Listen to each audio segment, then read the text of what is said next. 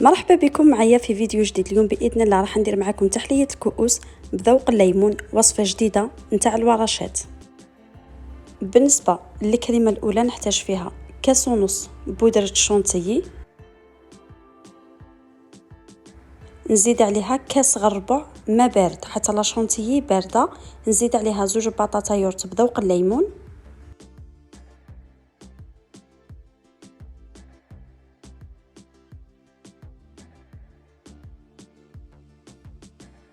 نزيد عليها 3 مغارف ديكوجيل بذوق الليمون ولا سوبر كريم بذوق الليمون، يعني اللي عندكم واللي توفر عندكم استعملوه.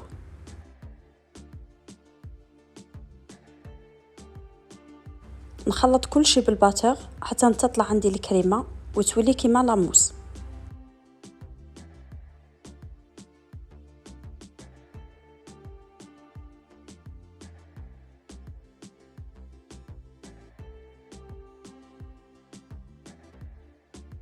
هذا هو قوام الكريمه الاولى، كما راكم تشوفوا صدقوني راح تجيكم خفيفه بزاف، يعني لدرجه اللي ما تصورش وماهيش كيما التحليات اللي موالفين بهم.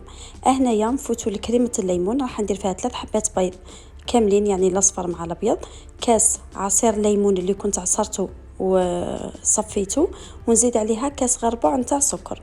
نخلط كل شيء مع بعض بارد في بارد ونحطهم فوق النار حتى تعقد.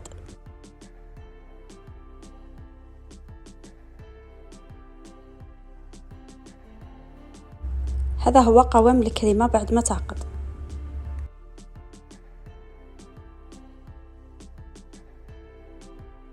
نحيو الكريمه تاعنا من الطاوه باش ما تتحركش، نديرها في صلادي، نزيد عليها 100 غرام نتاع لا مارغرين ونخلطها بالبراميكسور باش تجينا كيما تاع المحلات، يعني تاع المحلات يخلطوها بالبراميكسور باش تجيهم خفيفه. بالنسبه لكريمه الليمون، اذا كان حبيتوا تزيدوا لها ملون غذائي لونه اصفر باش تجيكم صفرة بزاف، لكم الاختيار. انا راح نكتفي بها كيما راهي، يعني مانيش راح نزيد لها الكولورون. هنا هذا هو القوام تاعها، نحطها في الفريجيدار ونخليها تبرد. نجي هنايا للكؤوس، ندير طبقه اللي تكون مليحه من الكريمه الاولى اللي خدمناها مع بعض، اكيد اللي درتها في لابوش.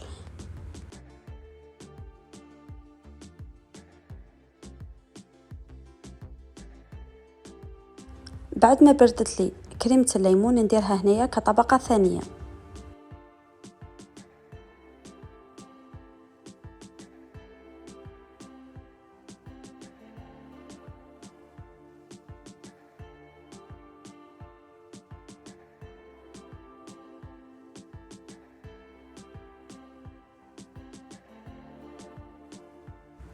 بعد ما عمرت الكؤوس تاعي نحطهم في الفريجيدار ونخليهم يبردوا على الاقل نص ساعه، يعني الوقت اللي راح نوجد فيه لا ميرينغ. بالنسبه للميرينغ، هذه راهي الوصفه الفرنسيه الاصليه، ندير فيها 3 بياض بيض، نزيد عليه رشه تاع الملح ونطلعها حتى تولي كيما الرغوه.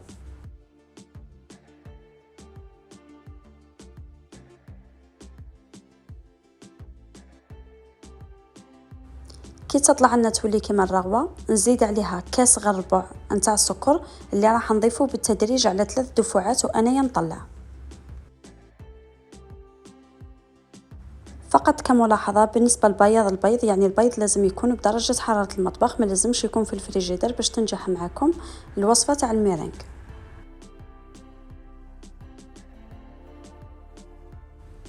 هنايا نعرفوا بلي الميرينغ تاعنا راهي ناجحه كي نهزو الباتور تاعنا يتكون عنا هذاك المنقار، وكي نقلبوا البول ما تسيحناش. هذا هي النتيجه باش نعرفوا بلي الميرينغ تاعنا راهي ناجحه 100%. نديرها هنايا في لابوش ونزين بها الكؤوس تاعي. حبيتوا ديروا هذا الشكل، حبيتوا ديروا الشكل الثاني اللي من بعد راح نعتو لكم، يعني التزيين يبقى على حسابكم. حبيتوا ما ديروها وردات كيما نديروهم في لي طارتولات، يعني غير في الجنب بلا بوش نديروا دي روزاز، يعني يبقى على حسابكم وحسب اختياركم.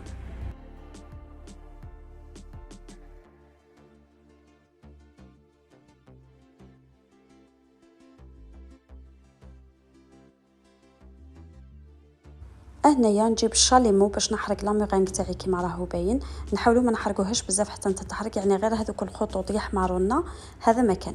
بالنسبه للكميه تاعي انا دارت لي هذه هي الكميه اللي دارتها لي كاملين، 6 تاع الكيسان اللي كانوا صغار و4 تاع الكيسان اللي كانوا كبار. بالنسبه لهذه الوصفه راهي جديده بزاف، يعني راهي وصفه الورشات. اكيد اذا كان جربتوها راح تعجبكم. راح يكون فيها مزيج بين الحماضه نتاع كريمه الليمون، بين الحماضه اللي شويه قليله نتاع الكريمه الاولى، وبين الحلاوه تاع لا ميرينغ. اكيد اذا كان جربتوها راح تعجبكم وراح تعتمدوها. بعد ما نكملهم نحطهم في الفريجيدار على الاقل 6 سوايع باش يبرد وباش نقدروا نقدموهم. بالنسبه للتزيين انا زدت لهم مبشور الليمون، يعني باش يزيد لهم لمسه وباش يبانوا بلي راهم بذوق الليمون. تقدروا تزيدوا لهم الورق الذهبي ولا الورق الفضي، المهم يبقى التزيين كما حبيتوه نتوما. هنايا سمحوا لي على الاضاءه، يعني رانا في الليل، حبيت غير نقسمها معكم باش تشوفوا القوام تاع الكريمه كيفاش راح يكون. هنايا نكونوا لحقنا الاخر تاع الفيديو. اذا كان عجبتكم القناه عجبكم الفيديو ما تنسونيش بالدعم تاعكم. دمتم اوفياء، الى فيديو اخر باذن الله، وبسلامه.